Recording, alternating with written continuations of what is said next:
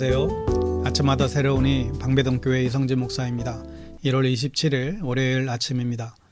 아마 오늘부터 구정 연휴가 들어가시는데 한 주간 동안 주님의 각별하신 은총과 돌봄 가운데 승리하시기를 바랍니다. 오늘 본문은 마태복음 15장 1절에서 10절이며 주제는 믿음의 전통을 세우라입니다. 제가 봉독하지요. 그때의 바리새인과 서기관들이 예루살렘으로부터 예수께 나와 이르되 당신의 제자들이 어찌하여 장로들의 전통을 범하나이까? 떡 먹을 때에 손을 씻지 아니하나이다. 대답하여 이르시되 너희는 어찌하여 너희의 전통으로 하나님의 계명을 범하느냐? 하나님이 이르셨으되 내 부모를 공경하라 하시고 또 아버지나 어머니를 비방하는 자는 반드시 죽임을 당하리라 하셨거늘 너희는 이르되 누구든지 아버지에게나 어머니에게 말하기를 내가 드려 유익하게 할 것이 하나님께 드림이 되었다고 하기만 하면 그 부모를 공경할 것이 없다 하여 너희의 전통으로 하나님의 말씀을 폐하는도다. 외식하는 자들아 이사야가 너희에 관하여 잘 예언하였도다 일렀으되 이 백성이 입술로는 나를 공경하되 마음은 내게서 멀도다.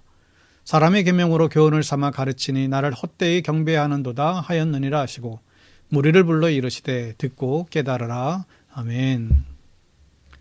마태복음 14장에서 엄청난 사건들이 있었죠. 예수님께서 아무것도 없는 빈들에서 5,000명의 성인 남자를 먹이셨습니다. 그리고 예수님께서는 물리를 걸어서 제자들을 구하러 가셨습니다. 믿음이 있는 우리들에게도 믿을 수 없는 기적들이죠. 2000년 전 작은 나라 이스라엘에서 이 소문은 삽시간에 퍼져나갔고 이 소문을 무척 불편해하는 사람들이 있었습니다. 바로 예루살렘의 종교 지도자들이었죠. 그래서 그들은 조사단을 보내어 예수님의 이단성을 조사하기 시작합니다. 그들은 예수님에게서 어떤 문제를 찾아낼까요? 오늘 본문이 주는 첫 번째 교훈은 믿음의 전통을 만들라는 것입니다. 예루살렘에 파견된 이단 조사단은 바리새파 사람들과 율법학자들로 구성되어 있었습니다. 바리새파 사람들은 당시 전통을 중요하게 생각했던 사람들이었고 율법학자들은 구약 성경에 정통한 사람들이었지요. 그들이 찾아낸 문제는 이것입니다. 오병이어의 놀라운 기적 앞에서 그들은 장로들의 전통을 지키지 않고 빵을 먹을 때 손을 씻지 않았다고 시비를 거는 것입니다. 아니 그런데 빈들에서 손 닦을 물이 어디 있겠습니까? 왜 장로들의 전통을 지키지 않느냐? 그렇다면 장로들의 전통은 무엇일까요? 십계명은 중요하지만 사실 구체적이지는 않습니다. 그래서 이 장로들은 구약의 율법을 실행 가능한 구체적인 법을 만들어 놨어요. 무려 613개의 장로의 유전을 만든 것입니다. 그 중에 하나를 소개하면 안식일에는 너희 모든 처소에서 불을 피우지 말지어다. 그러니까 당시에 불을 피우려면 나무를 주워 와야 했죠. 돌을 쌓고 불을 붙이고 풀무질도 해야 했습니다. 지금은 스위치만 누르면 불이 켜지고 완전히 다른 세상이죠. 그런데 유대인들은 지금도 이 법을 지키고 있습니다. 유대인들은 안식일이 되기 전에 냉장고에 전구를 뺍니다. 불을 켜는 것은 장로들의 유전에 금지되어 있기에 그렇지요. 어떻게 보면 참 어이가 없습니다. 여러분 우리가 유대교가 아니라 예수 믿는 것을 감사하게 여기십시오. 유대교가 아닌 것이 너무 다행입니다. 이에 예수님께서 그들에게 너희는 어찌하여 너희의 전통 때문에 하나님의 계명을 어기느냐 말씀하십니다. 여러분은 전통과 계명 중에 무엇이 중요하다고 생각하시나요? 당연히 하나님의 말씀이죠. 그런데 사람들은 계명보다 전통을 더 중요하게 생각했습니다. 조직마다 전통이 있죠. 정말 이걸 생명처럼 여기는 사람들도 있죠. 어느 교회에 이상한 전통이 있었습니다. 그 교회는 장로, 권사, 안수집사가 되면 교회에 큰 선물을 했답니다. 교회에 도움이 될 만한 큰 선물을 했지요. 교회 차를 사주신 분도 계시고 어떤 분은 교회에 대형 프로젝트를 달아주시곤 했습니다. 근데 그게 문제였지요. 기술이 발전하고 새로운 대형 스크린이 나오는데 이 장로님 때문에 바꿀 수가 없는 거예요. 멀쩡하게 잘 되는 스크린을 바꾸는 것은 자기 보고 교회를 나가라는 것 같다며 엄포를 놓으면서 자기가 은퇴하면 그때 바꾸라는 겁니다. 여러분 우리 교회는 이런 전통이 없지요. 일꾼은 돈 가지고 되는 것이 아니기에 하나님께 일꾼 감사헌금 드리면 되는 것입니다. 여러분 전통보다 말씀이 우선이에요. 좋은 전통을 가진 교회들도 많지요. 좋은 전통은 살려가야 할 것입니다. 그러나 좋은 전통을 구분하는 기준이 뭐냐? 성경인 거예요.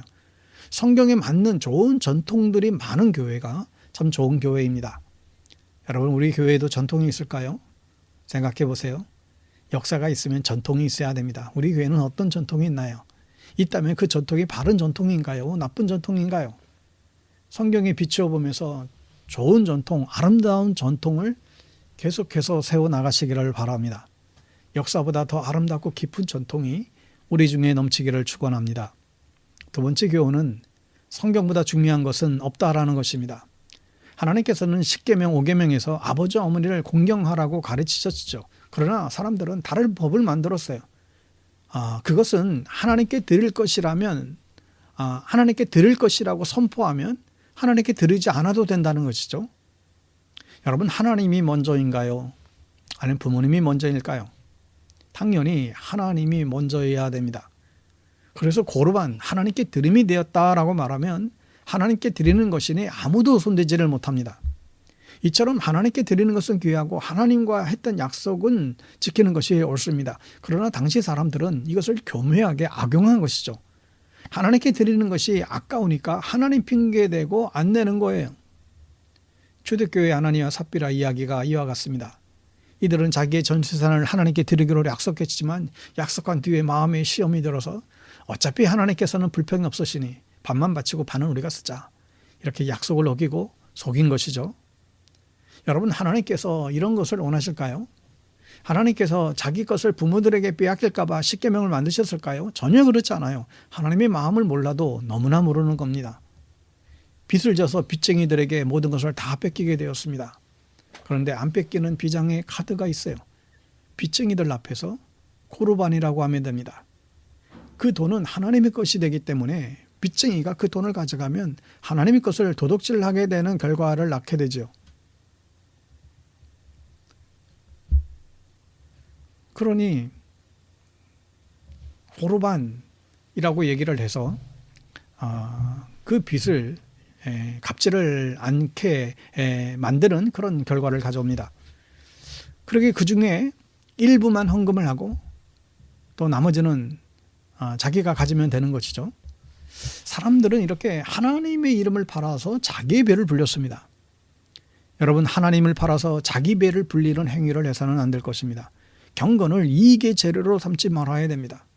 올해는 하나님의 말씀을 최우선순위로 삼아야 하겠습니다.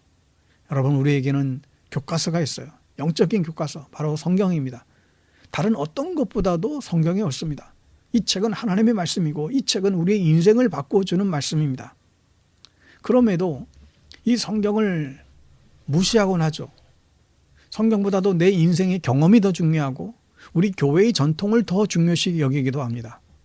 그러나 예수님께서는 성경보다 더 중요한 것이 없다고 분명히 말씀하십니다. 하나님의 마음이 이 성경에 있습니다. 하여 여러분, 이 성경을 사랑하십시오. 성경을 가까이 하십시오. 내 삶을 바꾸는 성경 말씀을 읽기에 힘쓰고 듣기에 힘쓰는 저와 여러분 될 수 있게 되기를 간절히 축원합니다. 오늘 하루도 주님과 또 말씀과 승리하는 귀한 하루가 되시기를 주의 이름으로 축복합니다. 기도하겠습니다. 하나님 아버지, 올해를 기독교인으로 불러주시고 믿음의 유산을 허락해 주시니 감사드립니다. 하루하루 살아가는 것이 주님께서 우리에게 주신 기적인 줄 믿습니다. 그 기적을 통하여 믿음을 키워가게 하여 주옵소서. 하나님, 우리들에게 믿음의 전통이 있기를 소원합니다. 우리 교회에 좋은 믿음의 전통들이 있게 하여 주시고 우리 가정에 아름다운 전통들이 있게 하여 주옵소서. 하나님, 우리들에게 성경이라고 하는 교과서를 주시니 또한 감사합니다. 성경보다 더 중요한 것은 없음을 고백하게 하시고 성경을 읽기에 힘쓰고 성경대로 살기에 애써서 우리의 삶이 변화될 수 있도록 도와주옵소서. 예수님의 거룩하신 이름으로 기도드립니다. 아멘. 오늘도 참 좋은 날입니다. 한 주간도 주님과 함께, 말씀과 함께, 성령님과 함께 승리하게 되기를 주의 이름으로 축복합니다. 샬롬.